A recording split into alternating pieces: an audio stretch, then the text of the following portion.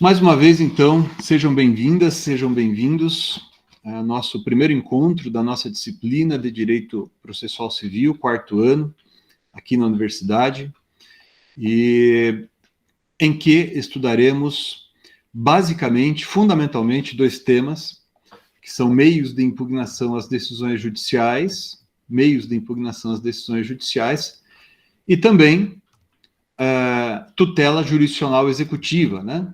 Seja o processo de execução de título extrajudicial, seja o cumprimento de sentença. Então, isso aqui eu mandei para vocês também, então, eventualmente, fica mais confortável para vocês acompanharem a leitura no material que eu mandei para vocês, seja ali no Classroom, seja no nosso grupinho no WhatsApp. Essas aqui são as questões que foram aplicadas ontem no exame da OAB, e já aqui com uma espécie de gabarito, tá? Um gabarito comentado. Então, vejam, essa aqui é a primeira questão. É interessante que boa parte das questões tem a ver com direito bancário. Esse primeiro enunciado tem a ver com a peça profissional, que eles chamam, né? Então, a Cássia fez um contrato com esse banco XXG, empréstimo, R$480 mil, ser quitado em 48 parcelas de 10 mil, né? Deu em garantia um apartamento avaliado em 420, pagou 12 parcelas, né? E parou de realizar os pagamentos. E aqui o primeiro ponto que eu queria chamar a atenção de vocês. A referência aqui, nessa decisão, nesse enunciado, a um procedimento de execução extrajudicial.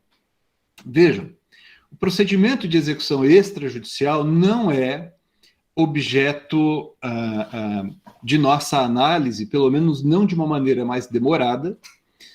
Eu falarei sobre a execução extrajudicial com vocês nas primeiras aulas, né, quando a gente estiver começando a estudar a tutela jurisdicional executiva. Existem, basicamente, dois procedimentos, né, previstos em leis especiais relacionados à execução extrajudicial. De certo modo, é uma forma de autotutela executiva. Então, vocês, quando estudaram lá em Teoria Geral do Processo, na Introdução ao Processo Civil, vocês vão se lembrar que o professor, a professora, comentou com vocês sobre algumas formas de autotutela. E aqui estamos, de certo modo, diante de uma dessas formas, é a execução extrajudicial.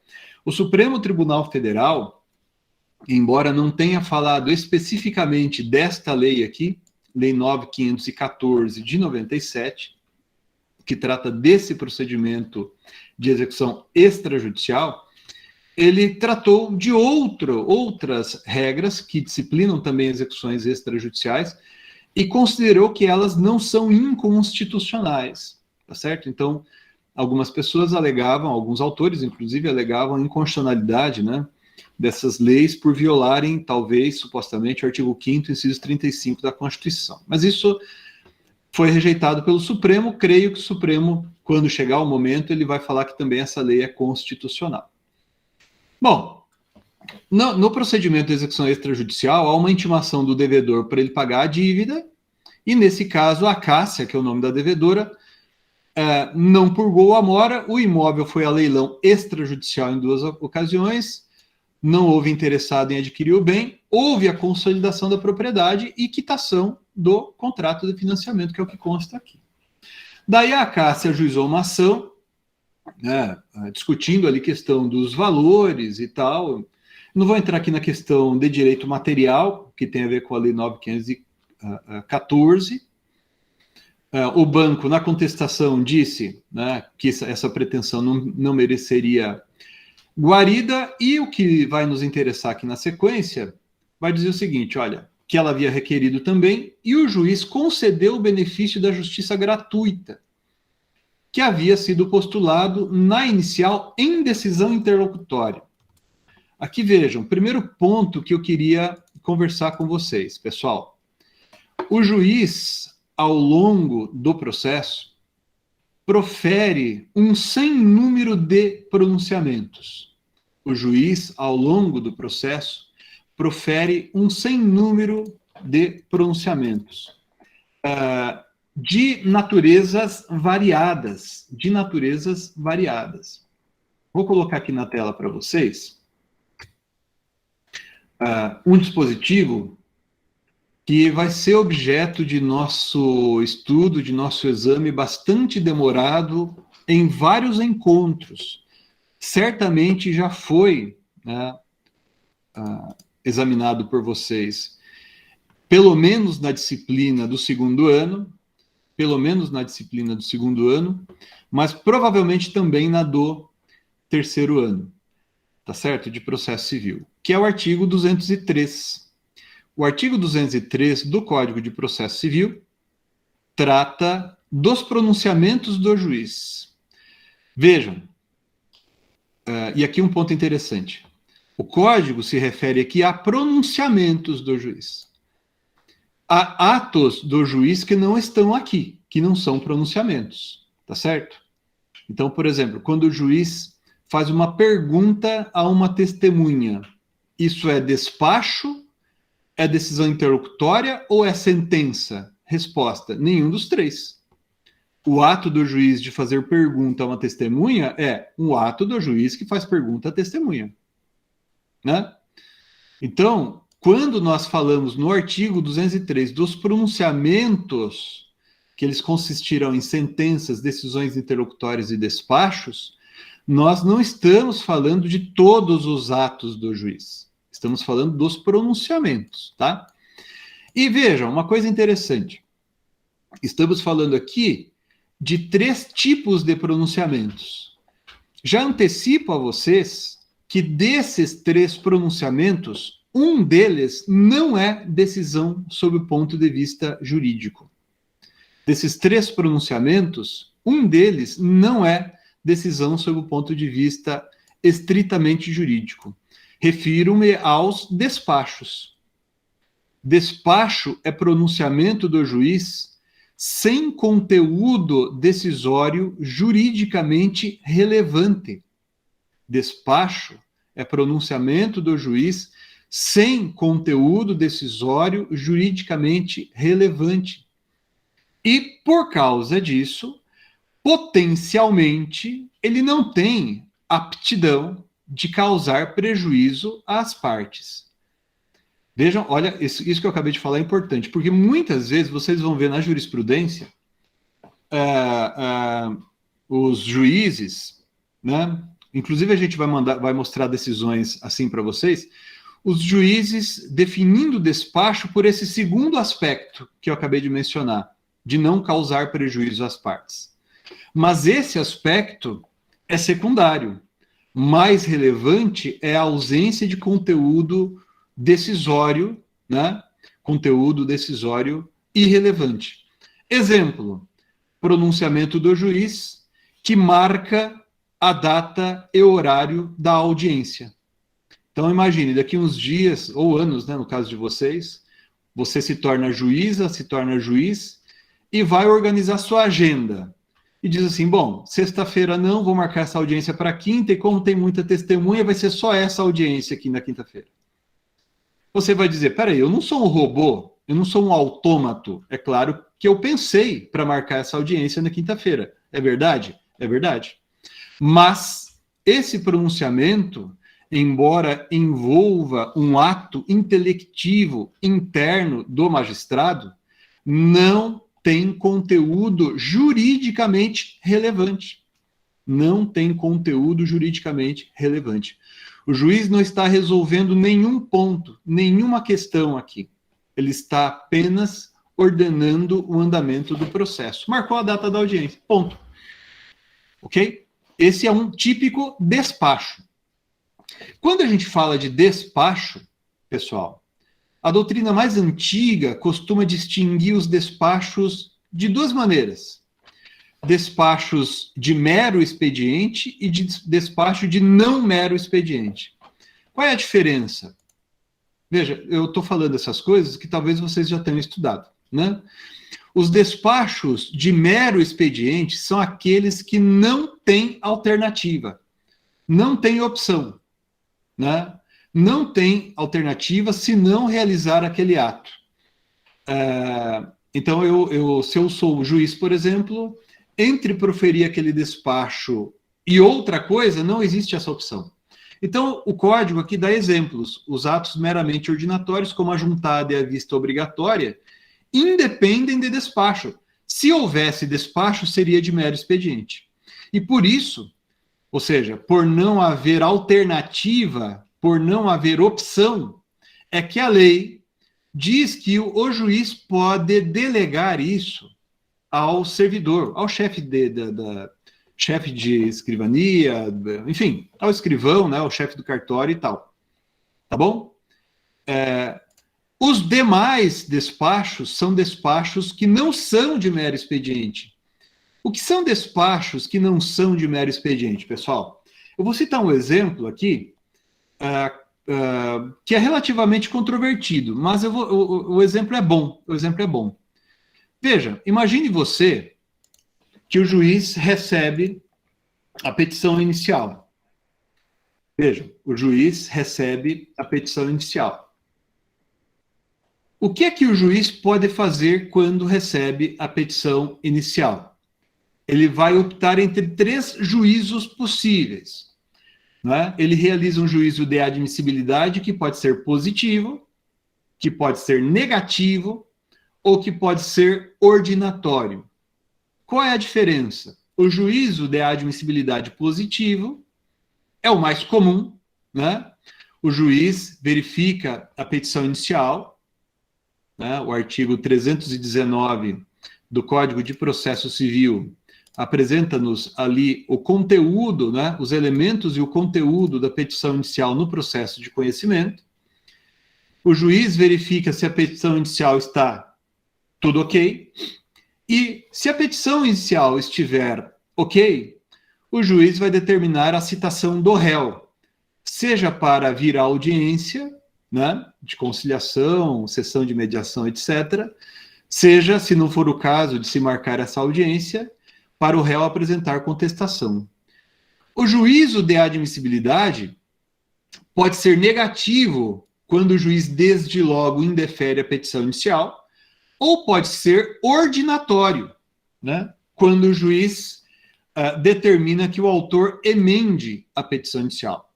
Então, são 3 alternativas. Por que eu estou falando disso, pessoal? Porque para a doutrina majoritária, perdão, para a jurisprudência em especial, na doutrina há mais controvérsia sobre isso, mas para a jurisprudência, o pronunciamento do juiz que determina a citação do réu é um despacho. Né? Então a doutrina vai lá e diz assim, o juiz, quando recebe a petição inicial, quando ele diz cite-se o réu para vir à audiência, ou cite-se o réu para apresentar contestação, ele não está proferindo nem uma decisão interlocutória e nem uma sentença. Sentença, evidentemente, que não é mesmo, né? Mas também não é uma decisão interlocutória. Logo, não cabe recurso, que seria um despacho. Agora, notem, esse despacho que determina, que autoriza a citação do réu, é um despacho que não é de mero expediente. Por quê? Porque o juiz pode tomar essa atitude de determinar a citação do réu, né? Mas ele pode determinar também a emenda da petição inicial, ou pode, conforme o caso, indeferir a petição inicial. Né?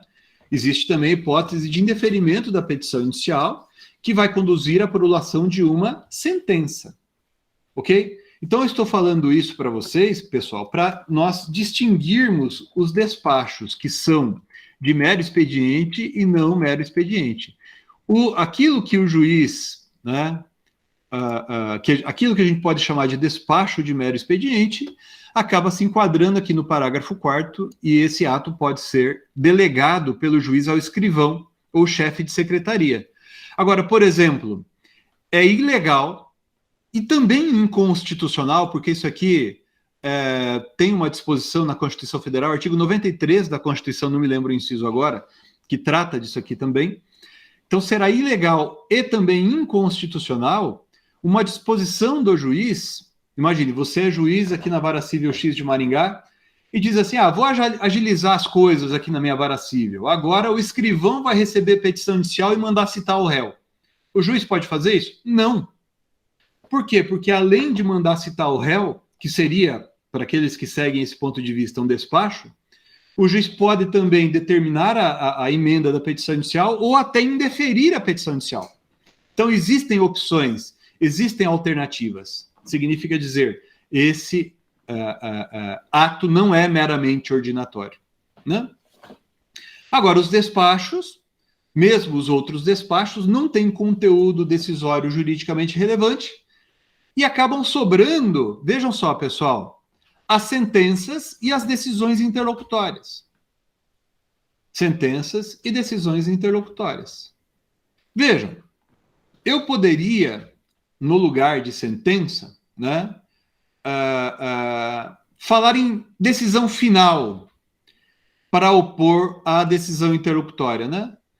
Porque quando a gente usa a expressão interlocutória, isso já nos chama a atenção, isso já nos provoca a ideia de que é algo que está acontecendo no curso do processo. E, de fato, é isso mesmo, né? E as sentenças no final do processo. Esse critério topográfico, que tem a ver com a localização do pronunciamento, embora criticável, é muito difícil, né, fugir dele. Normalmente, a gente vai localizar o pronunciamento sentença no final do processo, ou no final do processo, ou no final da fase cognitiva do procedimento comum. Já falaremos disso aqui, o que significa isso daqui, tá bom? E os demais pronunciamentos são decisões interlocutórias.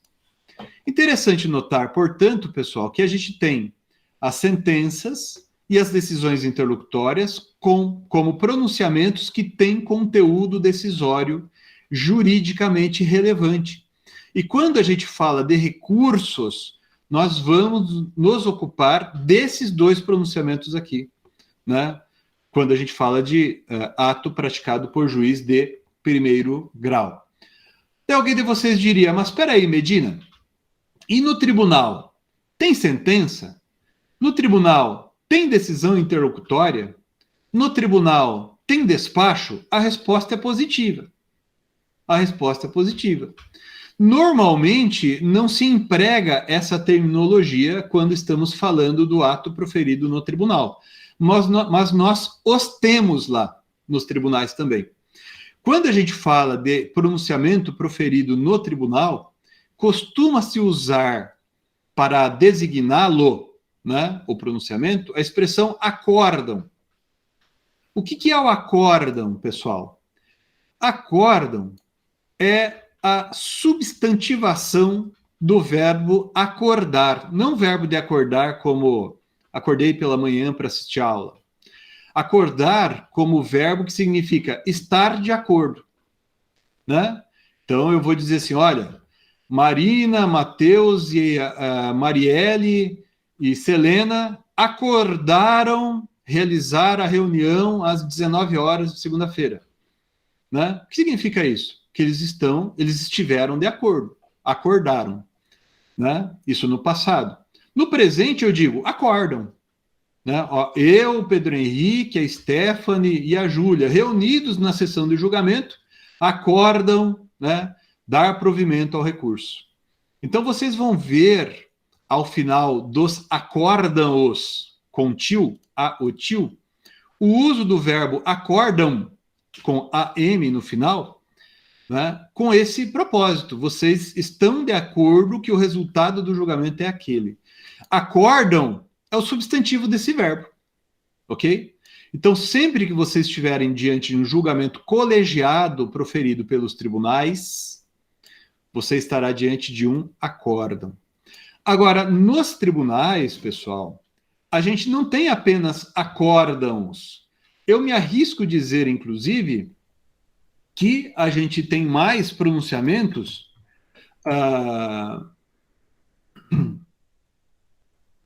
unipessoais ou monocráticos, né? Então, aqui um exemplo que está no artigo 1024, né? Parágrafo 2º do CPC, que trata dos embargos de declaração.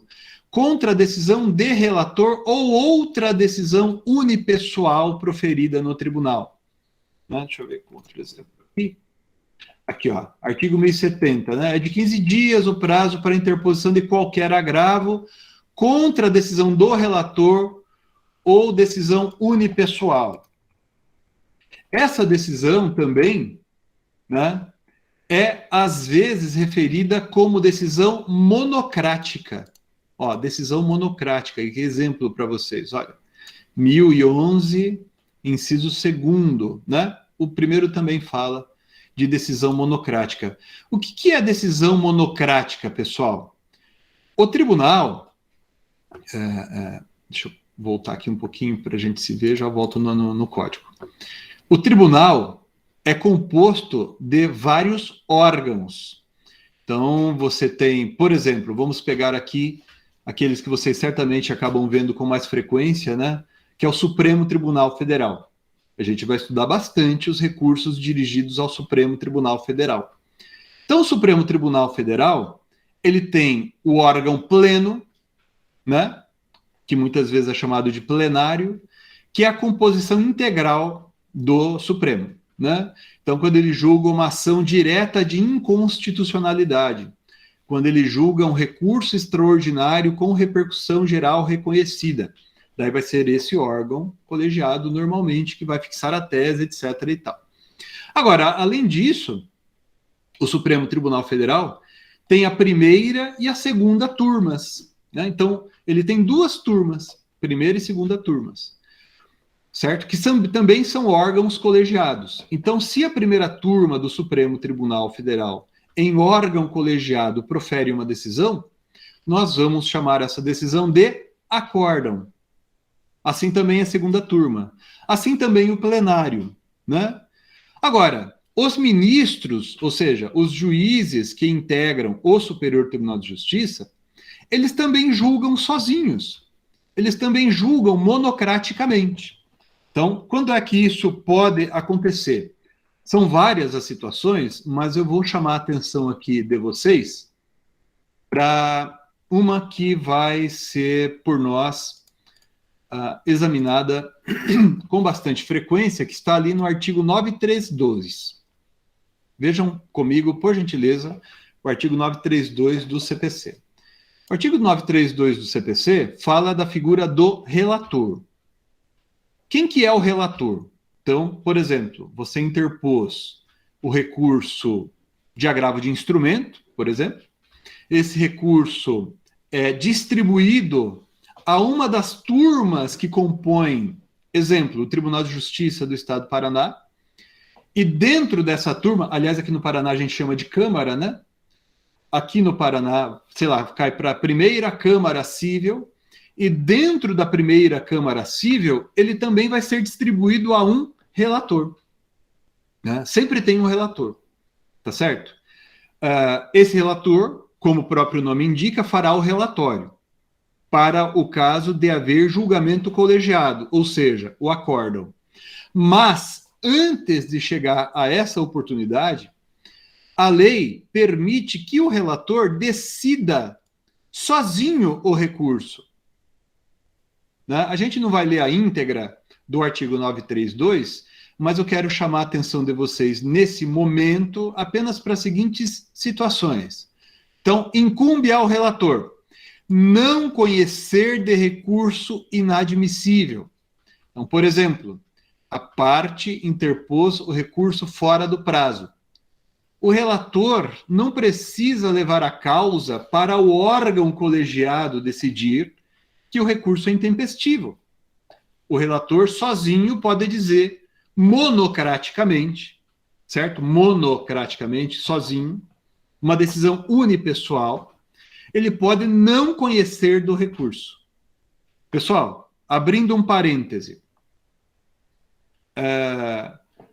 quando nós estudamos recursos, a gente vai falar bastante disso. Então, se não entenderem, não tem problema. Não fiquem assustados. A gente distingue, ou precisa distinguir, com muita nitidez, juízo de admissibilidade e juízo de mérito do recurso. O resultado do juízo de admissibilidade do recurso é o seguinte: recurso conhecido ou recurso não conhecido. recurso conhecido, recurso não conhecido. Tá certo? Então, às vezes, sobretudo quando a gente começa a estudar a matéria, e não é vergonha nenhuma. Deixa eu falar uma coisa aqui para vocês, viu, pessoal? Todos nós estamos aprendendo, tá certo? Então, não tenha vergonha de perguntar coisas e falar assim, putz, esse troço aqui é muito básico. Não faça isso, pelo amor de Deus. Porque, olha, eu sou advogado desde 1995, então 26 anos. Às vezes eu vejo, gente, advogado antigo, sabe? Advogado já experiente, que você percebe que ele não entendeu alguma coisinha e provavelmente ele teve vergonha de perguntar ou não estudou, coisa assim, fala assim, putz, mas isso é tão básico, né? Então, o momento de vocês perguntarem, tirarem dúvida é agora, tá certo? Mesmo porque no 5º ano, fora as disciplinas de estágio, não tem uma disciplina, aspas, teórica como a nossa de processo civil. Então, perguntem tudo, tá ok? Tá, professor, você lê um artigo aí do CPC que fala tal coisa, o que é isso? Se eu não souber responder na hora, eu pesquiso e trago para a aula seguinte um material, mando alguma coisa, mas vocês não podem deixar passar isso, porque às vezes um vício que a gente tem, um defeito de alguma coisa que a gente não estudou direito, a gente acaba carregando isso pro resto da vida. Pro resto da vida, né? Então, isso aqui é importante. Sempre que você ler em algum lugar recurso não conhecido, significa o seguinte, que faltou àquele recurso algum requisito de admissibilidade. Dizer que recurso é não conhecido não significa ausência de julgamento. Não significa ausência de julgamento, porque ali houve um julgamento. Ainda que para dizer que o recurso seria inadmissível. Tá certo? Então, a apelação não conhecida, agravo de instrumento não conhecido, recurso especial não conhecido. Isso acontece porque faltou algum requisito de admissibilidade dos recursos. Tá certo?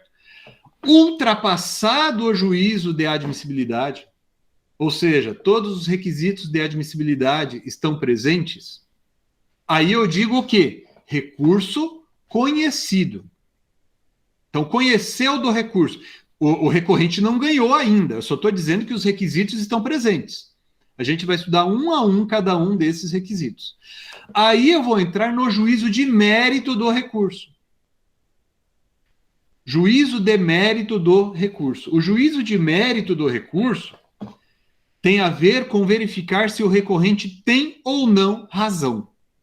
No juízo de mérito do recurso, né, eu vou verificar se o recorrente tem ou não razão. Significa dizer, se os vícios que o recorrente está afirmando existirem na decisão recorrida, encontram-se de fato presentes ou não. E nós veremos também, mais para frente, que esses vícios são de duas categorias: vícios de atividade e vícios de juízo, né? Que o pessoal usa expressões em latim, né? Error in procedendo, error in judicando. Error in procedendo e error in judicando. O plural de error... errores, tá bom? Se alguém um dia quiser usar, se alguém precisar, vocês vão ver essas expressões latinas sendo usadas com muita frequência, tá bom? Então, error in procedendo e error in judicando. Se o recurso for acolhido, se o tribunal disser que o recorrente tem razão, daí ele vai dar provimento ao recurso. Ok? Se ele entender que o recorrente não tem razão, ele vai negar provimento ao recurso. Ok? Importante. Tecnicamente, e vocês vão ver isso com frequência, tá? Mas é errado tecnicamente. Tecnicamente, não é apropriado falar recurso procedente ou recurso improcedente. Vocês vão ver isso com frequência. Às vezes até eu na aula, falando aqui muito rápido, marco uma bobeira e falo, porque é um vício que a gente tem. Mas é errado. O recurso ele pode ser provido ou não provido. Provido ou desprovido. Então, imagina, você está lá no TJ aqui do Paraná, é desembargadora relatora. Você vai fazer seu voto no sentido de que seja dado provimento ao recurso, seja negado provimento ao recurso. Não vai falar recurso procedente ou recurso improcedente. O que é procedente ou improcedente tecnicamente, pessoal? É o pedido. Sabe o pedido que você fez lá na petição inicial? Esse pode ser julgado procedente, pode ser julgado improcedente. Então, pode acontecer, por exemplo, que no recurso de apelação, né, você requeira ao tribunal que o recurso de apelação seja conhecido e provido para se julgar improcedente o pedido. Né? Para se julgar improcedente o pedido. Que foi o que fez aqui o nosso... que foi o que fez aqui o nosso querido advogado, ou advogada, a nossa querida advogada, do caso do exame da OAB. Deixa eu colocar de novo na tela aqui para vocês a questão em que a gente estava. Então vejam lá. O juiz concedeu o benefício da justiça gratuita que havia sido postulado na inicial em decisão interlocutória. E após, julgou procedentes os pedidos. Julgou procedentes os pedidos. Né? Vejam só que interessante. Ele tomou a decisão de conceder gratuidade da justiça ao autor em uma decisão interlocutória. Agora, pulando um pouco, pessoal, saltando um pouco aqui as etapas. Cabe recurso contra a decisão interlocutória? Ou contra essa decisão interlocutória que não cabe recurso?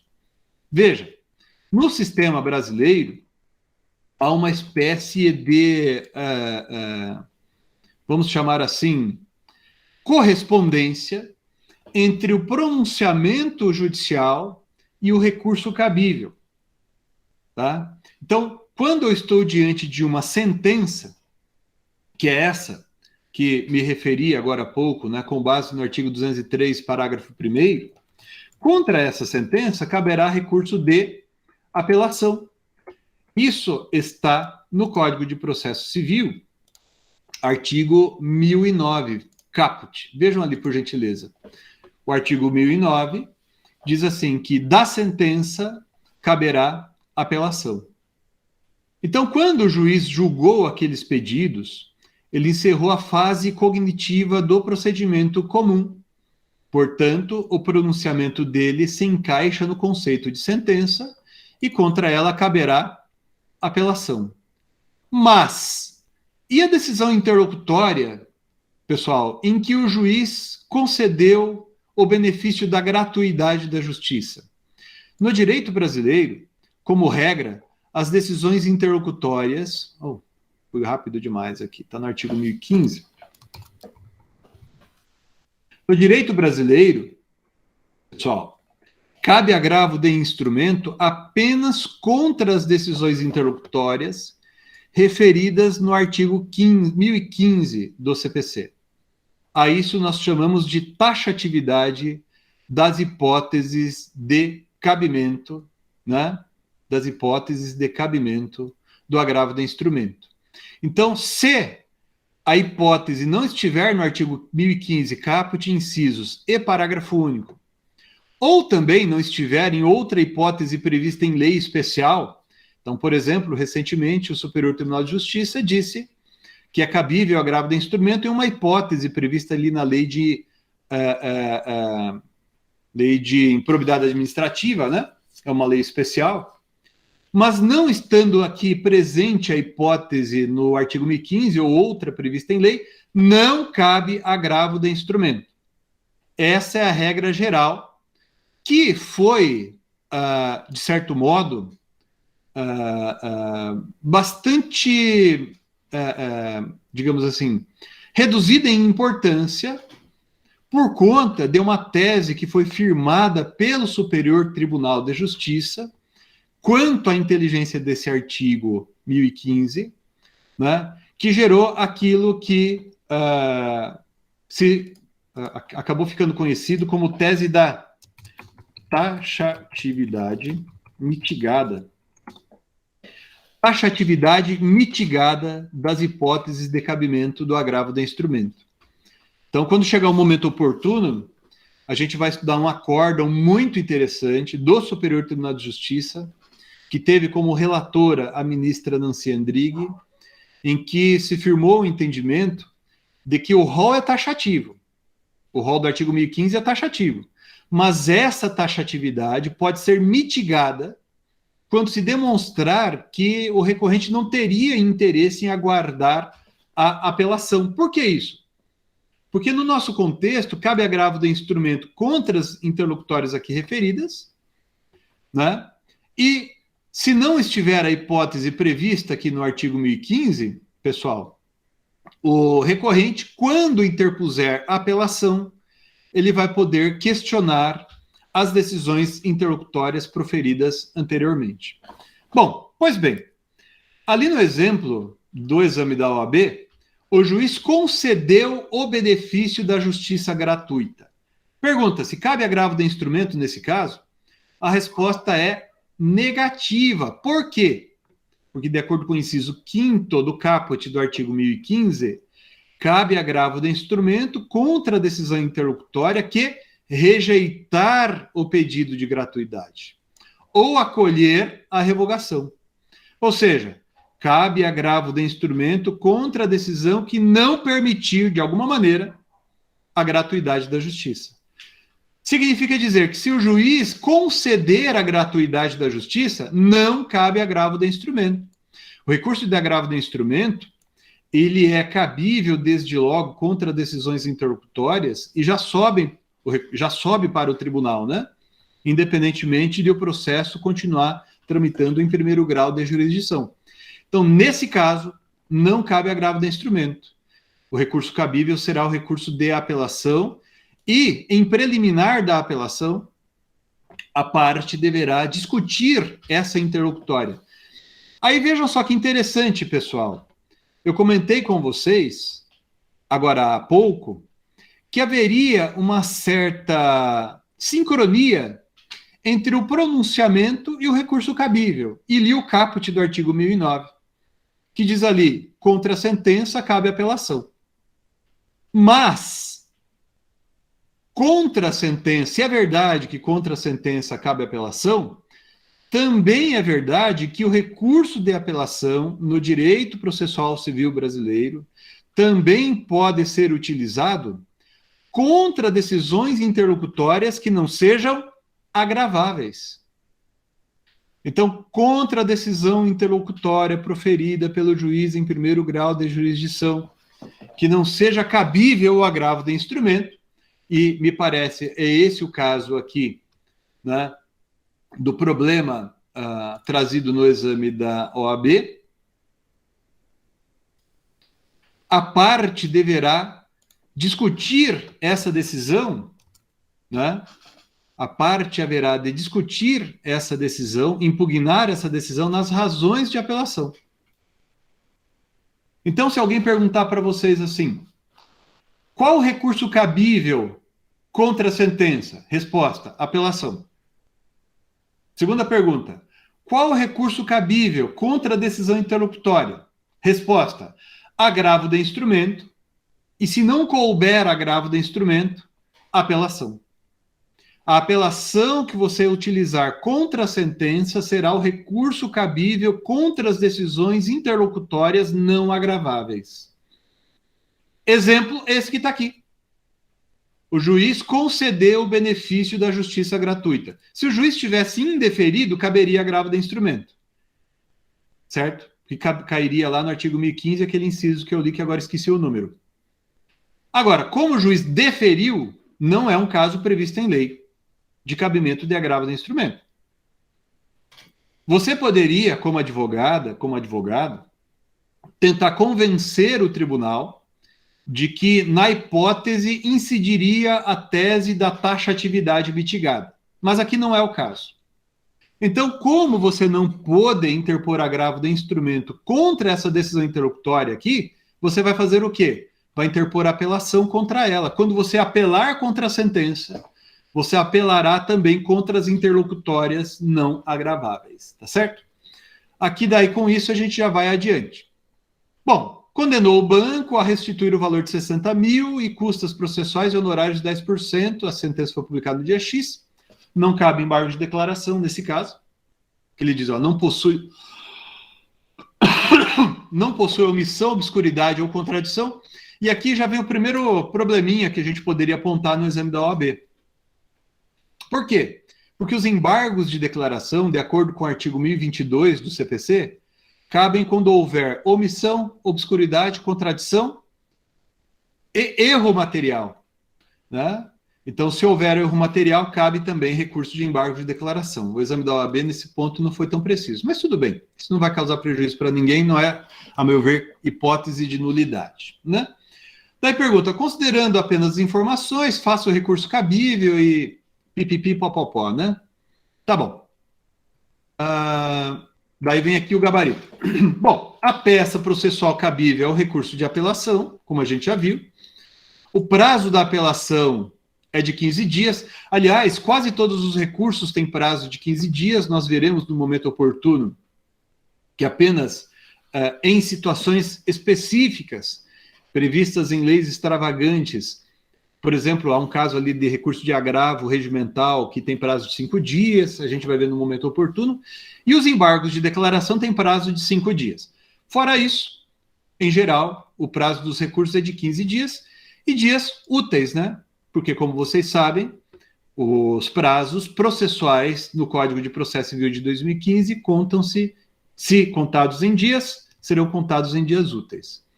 Então, você deveria interpor a apelação por petição dirigida ao juízo de primeiro grau. Isso é um troço interessante, é bem básico, mas muita gente erra. Por que muita gente erra? Isso vale para onde você estiver fazendo estágio aí no seu escritório, né? Chegando lá no escritório hoje à tarde, você já dá uma olhadinha, se for o caso, dá um ovo no advogado ou advogada com quem você faz estágio. Por quê? Porque muita gente ainda usa, pessoal, o modelinho de petição de apelação do Código Revogado. E no Código Revogado, a gente pedia, ou a gente requeria ao juízo de primeiro grau que ele fizesse um juízo de admissibilidade. E no Código de 2015, o juízo de primeiro grau não realiza juízo de admissibilidade, né? Tá? Daí, fazer os requerimentos, etc. Agora, aquilo que eu comentei com vocês, olha, formular pedido de revogação da gratuidade da justiça, porque não cabe agravo, né? Daí os fundamentos para dizer. E aqui um probleminha, que ele diz assim, ó, no mérito. Vejam, atenção, pessoal. Ele diz, no mérito, o examinando deverá alegar que o banco violou, sei lá, o artigo 27 da Lei 9.514. Pessoal, atenção aqui. Atenção. Não se confundem o mérito do recurso e o mérito da causa. Ok? Eles têm, né, o mérito do recurso e o mérito da causa, funcionalmente, né, a mesma natureza. O mérito é aquilo que será objeto de julgamento, né? É o objeto do meu recurso, é o meu pleito recursal. Isso é o mérito do recurso, que pode coincidir ou não com o mérito da causa. Que pode coincidir ou não com o mérito da causa. Ok? Então, por exemplo, quando a gente vai lá no artigo 1015 do CPC, né, que trata do cabimento de agravo de instrumento contra decisões interlocutórias. Imaginem a hipótese, né, em que a parte interpõe agravo de instrumento contra a decisão interlocutória que rejeita o pedido de limitação do litisconsórcio, que é o inciso 8º do caput do artigo 1015.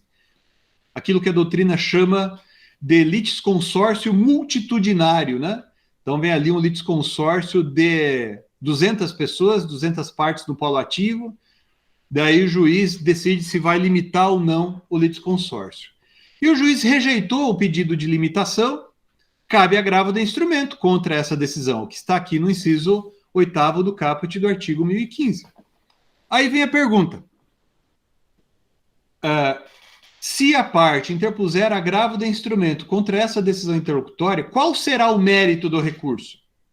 Resposta: saber se deveria ou não haver limitação do litisconsórcio. Mas isso é o mérito da causa? Não. Então, o mérito do recurso é aquilo que é objeto de julgamento do recurso, que pode coincidir ou não com o mérito da causa. Então, no caso do artigo 1015, caput, inciso 8º, o mérito do recurso é saber se pode ou não haver limitação do litisconsórcio. Mas isso não é o mérito da causa. Aqui eu não estou vendo se o pedido vai ser julgado procedente ou improcedente. Agora, voltando ali ao exame da OAB. É por isso que eu estou fazendo essa crítica. Vamos lá. Está escrito ali, ó, no mérito, vejam aí na tela, ou no arquivo que está com vocês já. No mérito, esse no mérito aqui não é o mérito do recurso. Ele está se referindo ao mérito da causa. Então, se a gente quiser ser chato aqui, né, digamos assim, mais cauteloso quanto ao uso da linguagem, a gente diria que, em relação ao mérito da causa, por que no mérito da causa? Porque a questão da gratuidade da justiça também é o mérito do recurso. O tribunal vai dar ou negar provimento à apelação para conceder ou não a gratuidade da justiça. Isso também é mérito do recurso. Tá? Então, o mérito do recurso pode ser mais ou menos abrangente que o mérito da causa. E vejam aqui, ó, vejam, o examinando deverá formular o pedido de reforma da decisão que concedeu a justiça gratuita. Então, vejam, aqui o mérito do recurso também. Então, percebam que a expressão mérito aqui no gabarito do exame da OAB está sendo usada como mérito da causa e não o mérito do recurso, né? E prossegue com condenação da acácia ao pagamento das custas e honorários majorados para a fase recursal. Ok? Por que majoração? Porque no modelo do Código de Processo Civil de 2015, os honorários são fixados por etapas, né? Então, o juiz fixa honorários pelo trabalho desenvolvido em primeiro grau, e se houver recurso, daí também há essa observação aí. Deixa eu ver que alguém levantou a mão. Ou abaixou a mão já? Eu perdi, então. Alguém tem uma pergunta, pessoal? Pode fazer. Não? Bom, então assim, hoje e amanhã, como mencionei a vocês, eu quero tratar ali de alguns conceitos introdutórios e conceitos básicos, conceitos fundamentais. Falamos aqui de alguns desses conceitos, né? Discutindo a primeira questão do exame da OAB, e amanhã, pessoal, a gente prossegue e a gente vai falar das demais questões, né? Vocês estão ali com o exame da OAB na Classroom, eu mandei também pelo WhatsApp. Eu peço a vocês que deem uma olhadinha das demais questões e a gente vai fazer um gancho. Com isso, a gente vai revisitando alguns temas que vocês já estudaram e vamos fazer um gancho com os temas, né, da nossa disciplina, que a gente vai estudar daqui em diante, discutindo ali as demais questões. Eu vou interromper a gravação por aqui, e daí vocês ficam mais à vontade para fazer perguntas, tá certo? Um momentinho só.